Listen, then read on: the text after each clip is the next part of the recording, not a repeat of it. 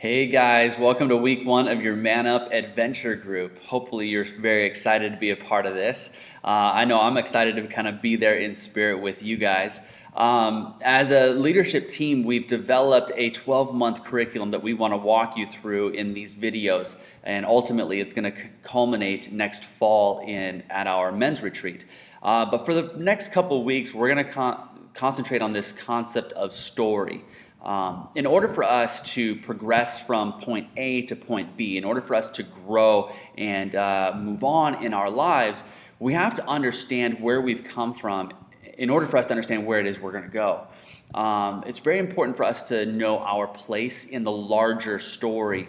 And so to help us with that is a man named John Eldredge. Now, John Eldredge wrote a book a while back called Epic, and the whole concept was knowing your place in the larger story. And in this web clip that you're going to watch, he kind of explains the need and the concept of story from a larger perspective and a larger picture.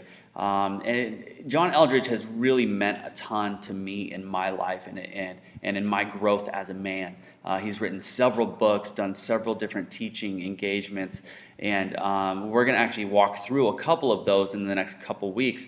But right now, part one, week one, it's important for us to understand who we are and where we fit in the story. So take a look and we'll discuss some things in a little bit. I wonder what sort of story we've fallen into. It's been quite a journey for Frodo and Sam when the little gardener wonders this. Ever since they left home, they've encountered more dangers and more wonders than they could have possibly imagined. The battle on Weathertop, the flight to the Ford, the beauty of Rivendell, the dark mines of Moria, where they lost their beloved Gandalf. Their fellowship has fallen apart. Their friends are far away on another part of the journey. Into the shadow of Mordor they've come. Two little hobbits and their cooking gear on a mission to save the world. It's at this point that Sam wonders, I wonder what sort of tale we've fallen into. Sam could not have asked a better question. He assumes, first, that there is something larger going on. There is a story. And secondly, that they have been swept up into it. I wonder what sort of tale I've fallen into is a question that would help us all a great deal if we asked it for ourselves. Or you see, life is a story. That's the way it comes to us. It doesn't come to us like a math problem. It doesn't come to us like an IRS form. It comes to us like a story comes to us, doesn't it? Each day has a beginning and an end. There are all sorts of characters, all sorts of plots and settings. A year of our life goes by like a chapter from a novel. Sometimes it feels like tragedy, and sometimes like comedy, and most of the time like soap opera. But any way you take it, it's story through and through. As Madeleine L'Engle says, all of life is a story. Now this is helpful to know.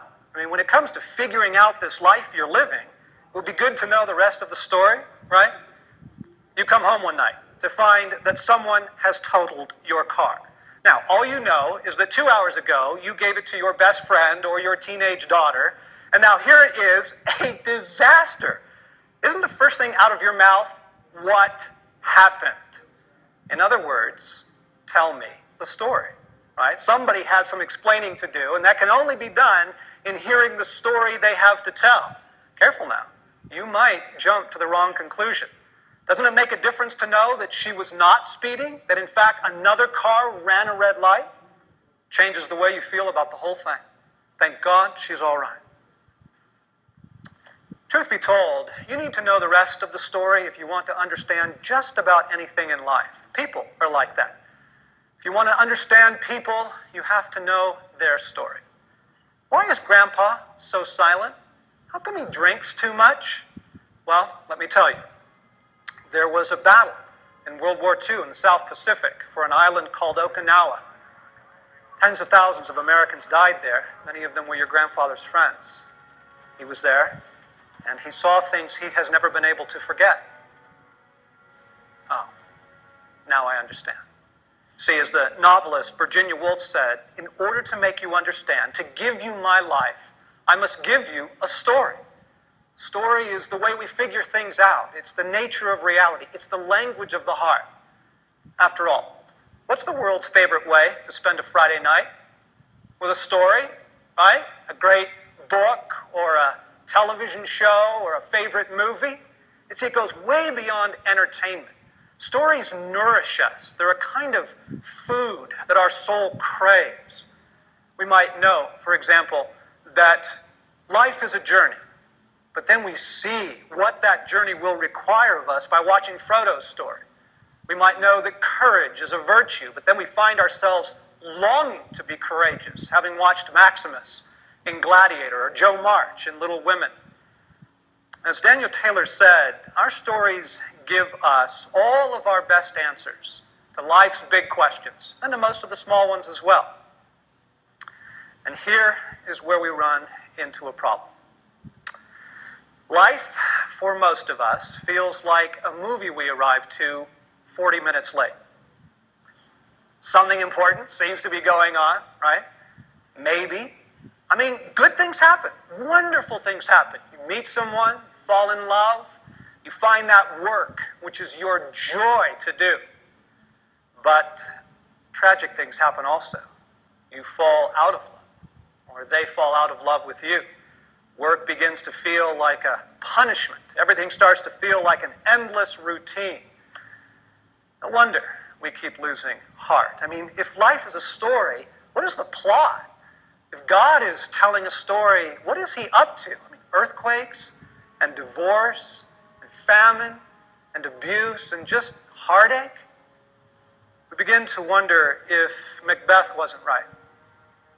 Is life a tale told by an idiot, full of sound and fury, signifying nothing? It's like we're holding in our hands pages torn out of a book. Now, these pages are the chapters, the days of our lives. We long to know that they're meaningful, but we've lost the context for them. We have no situation, no place for them to lie. We need to know the rest of the story. Okay, so you walk into any mall, any hospital, any university, amusement park, and you are typically met at once with a very large map and the famous red star and the encouraging words, "You are here." Okay. Now, these maps are offered to us as a sort of way for us to get our bearings, right? To orient ourselves to our situation. This is the big picture. Here is where you are in that picture. Okay, hopefully now you know where to go. You know what to do with yourself. Wouldn't it be wonderful if we had something like that for our lives? Right? I mean, here is the story in which you have found yourself. Here is how it got started. Here is where it went wrong. Okay? Here is what will happen next. And this is your part. These are your cues. You can. You can. You can discover the larger story. Maybe not with perfect clarity, but with a whole lot more clarity than most of us now have, right? And that would be worth the price of admission. I mean, wouldn't a little bit of clarity go a long ways right now? Yeah, it would be gold. I want you to start with the movies that you love. I'm serious. Start with the stories that you love. All right, guys, so discussion question number 1. What is your favorite story? Maybe it's a book or a movie. Discuss it with each other. Notice that all of them have the same ingredients, okay? Love and adventure and romance. There's heroism and loss and sacrifice. There's the battle of good and evil and insurmountable odds and a little fellowship that in hope beyond hope pulls through in the end. Isn't it true? Okay, you go back and you think of all the stories that you love. Sense and Sensibility or Titanic. Think of Braveheart or Gladiator or The Lord of the Rings. And then notice this. Notice that all the stories follow the same storyline. There was a time when everything was good, when life was as it was meant to be. And then something went wrong. And now a journey must be taken, or a battle must be fought.